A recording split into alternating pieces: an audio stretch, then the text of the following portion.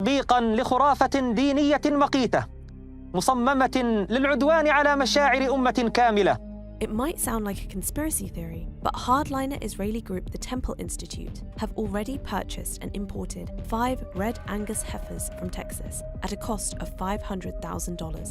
They have been grazing in a kibbutz in the occupied West Bank since 2022, with reports that the sacrifice is planned to take place as early as April 2024. The time has come.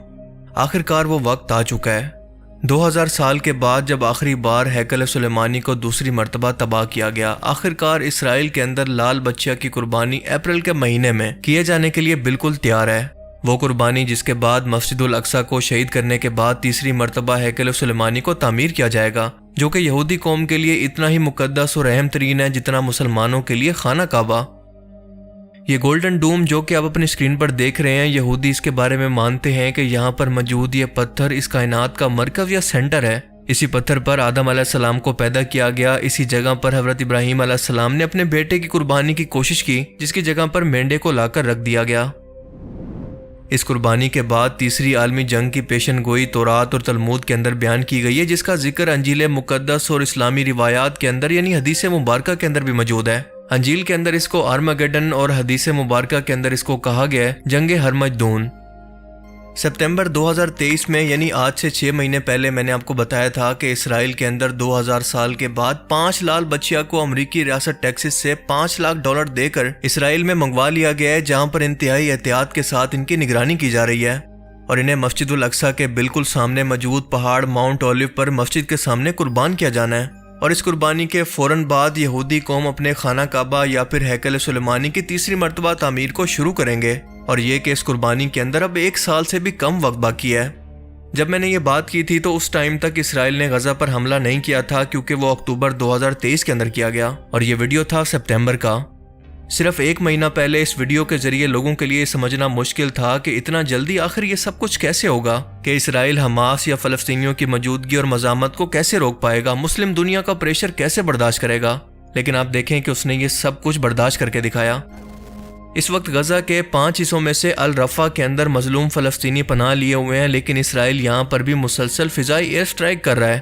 18 lakh لوگوں میں سے 15 لاکھ لوگ ایک airport جتنی تنگ جگہ کے اندر قیدیوں کی طرح زندگی گزارنے پر مجبور ہیں. یہاں پر بنیادی انسانی ضرورتیں، کھانا پینا اور میڈیکل تک کی سہولت تک موجود نہیں ہیں. امریکہ نے اسرائیل کو وارن کیا ہے کہ جیسے وہ پہلے غزہ پر حملے کے اندر اسرائیل کی مالی اور اسلحے کے ذریعے مدد کر رہا تھا، الرفا پر حملے کے لیے بالکل نہیں کرے گا، کیونکہ اب فلسطینیوں کے پاس کہیں اور جانے کا راستہ نہیں ہے. وہ بند گلی کے اندر پہنچ چکے ہیں. ایک طرف مصر اپنا بارڈر نہیں کھول رہا تو دوسری طرف سمندر ہے، تو باقی دونوں طرف سے اسرائیلی فوجیں ان کو گھیرے ہوئے ہیں.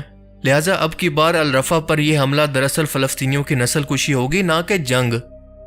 لیکن اسرائیل نے واضح طور پر یہ کہا ہے کہ چاہے امریکہ اس حملے کے اندر اس کی مدد کرے یا نہ کرے، لیکن وہ پھر بھی رفح کو مکمل طور پر تباہ کر کے فلسطینیوں کا وجود ہی اس سرزمین سے ہمیشہ کے لیے مٹا دے گا، ورنہ یہ لوگ اپنی جان بچا کر خود ہی یہاں سے بھاگ جائیں. اب آپ لوگ خود سمجھ سکتے ہیں کہ اسرائیل ایسا کیوں کر رہا ہے. ظاہر سی بات ہے کہ 3rd ٹیمپل کی تیاری کے لیے. وہ نہیں چاہتا کہ اس دوران کسی بھی طرح سے غزہ سے ان کو مزاحمت کا سامنا کرنا پڑے، لہٰذا ان کا پتہ ہی ہمیشہ کے لیے صاف کر دے. دوسری طرف وہ مسلمان امت کی نبض کو بھی دیکھ چکا ہے کہ ان جیسے بے حس بے غیرت حکمران موجود ہوں تو اسے زیادہ سوچنے کی ضرورت ہی نہیں ہے، جنہوں نے اپنے مسلمان بھائیوں، عورتوں، بچوں کو اسرائیلی فوج کے رحم و کرم پر چھوڑ دیا ہے. یہاں تک کہ خود سعودی عربیہ یمن کے ہوتی باغیوں کی طرف سے اسرائیل کے شپس کے لیے سوئس کینال کا راستہ بند کرنے کے بعد سے اسرائیلی آرمی کو یہ آئل اردن کے راستے یعنی بائی روڈ یہ تیل پہنچا رہا ہے. اور یہی وہ تیل ہے جو کہ اسرائیلی جہازوں کے اندر غزہ پر بمباری کے لیے استعمال ہوتا ہے یا پھر ان کے ٹینکوں کے اندر استعمال ہوتا ہے.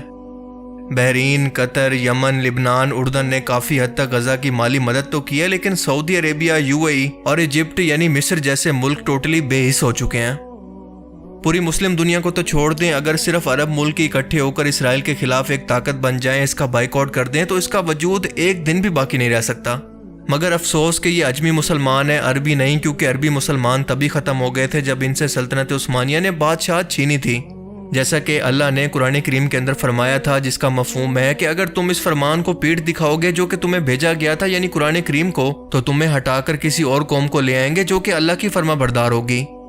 عربوں سے پہلے بنی اسرائیل قوم اللہ کی لاڈلی امت تھی، اور اس نے بھی اللہ کے پیغام کو جب پیٹ دکھائی تو ان کی جگہ عرب کو دنیا کی خلافت سونپ دی گئی. اور جب عرب نے بھی بالکل اسی طرح سے اللہ کے قرآن یعنی اللہ کے پیغام کو پیٹ دکھائی تو ان سے دنیا کی خلافت کو چھین کر سلطنت عثمانیہ کے حوالے کر دی گئی۔ اس لال بچیا کی قربانی کے بعد تیسری عالمی جنگ کی پیشن گوئیوں اور پھر دجال کے ظہور کی پیشن گوئی علامی کتابوں کے اندر قیامت کی آخری نشانی کے طور پر موجود ہے۔ یہودی قوم جس آخری مسیح کی 2000 سال سے منتظر ہے وہ تورات کی پیشن گوئی کے مطابق حضرت عیسیٰ علیہ السلام تھے، جنہیں اس قوم نے سازش کروا کر رومی بادشاہ کے حکم پر سولی پر لٹکانے کی کوشش کی، لیکن اللہ نے انہیں زندہ آسمانوں پر اٹھا لیا۔ اور اب کی بار جو مسیح ان کا تیسری عالمی جنگ کے بعد ان کا بادشاہ بن کر سامنے آئے گا وہ دراصل جھوٹا مسیح یعنی دجال ہوگا، جس کا خاتمہ کرنے کے لیے عیسیٰ علیہ السلام دنیا کے اندر واپس آئیں گے، کیونکہ اللہ کے رسولوں کو ان کا پیغام پہنچانے سے پہلے قتل نہیں کیا جا سکتا، لیکن اس بار وہ رسول نہیں بلکہ رسول اللہ کا امتی بن کر دنیا کے اندر واپس آئیں گے اور اس فتنہ عظیم یعنی دجال کا خاتمہ کریں گے، جسے ختم کرنا کسی اور کے بس میں نہیں ہوگا۔ وہ دین اسلام کو پوری دنیا پر نافذ کریں گے۔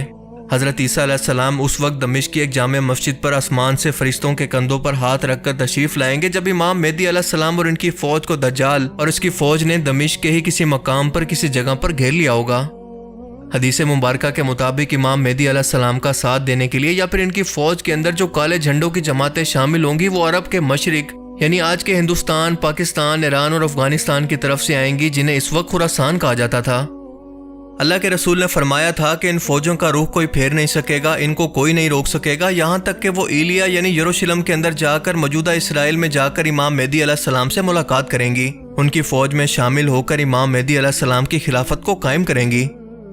اب اس پیشن گوئی کے مطابق یہاں پر یہ بات سمجھنا انتہائی ضروری ہے کہ یقیناً اس وقت خراسان کے اندر خلافت کا نظام قائم ہو چکا ہوگا، تبھی تو وہ فوجیں امام مہدی علیہ السلام کا ساتھ دینے کے لیے یا پھر ان کی مدد کرنے کو پہنچیں گی۔ اللہ کے رسول نے فرمایا تھا کہ اگر تمہیں گھٹنوں کے بل گھسیٹ کر بھی جانا پڑے تو امام مہدی علیہ السلام کی فوج کے اندر شامل ہو جانا، کیونکہ وہ جنتی لشکر ہوگا۔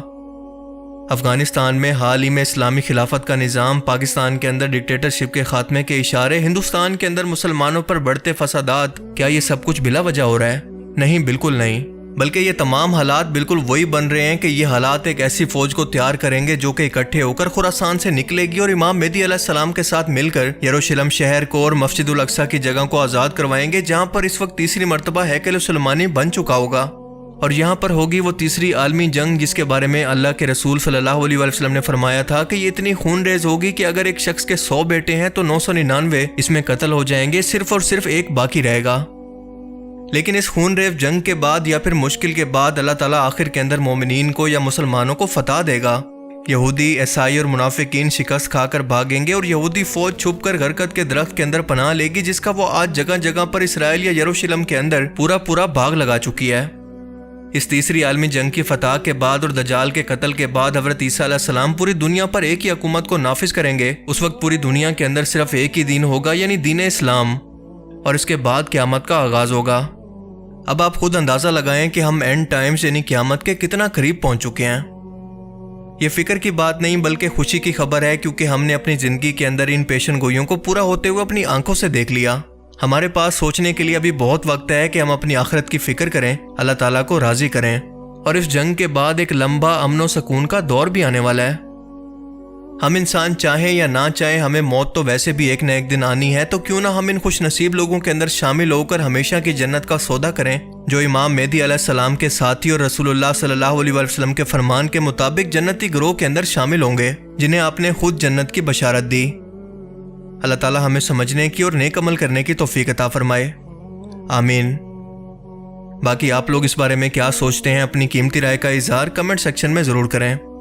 Thanks for watching this video. اللہ حافظ۔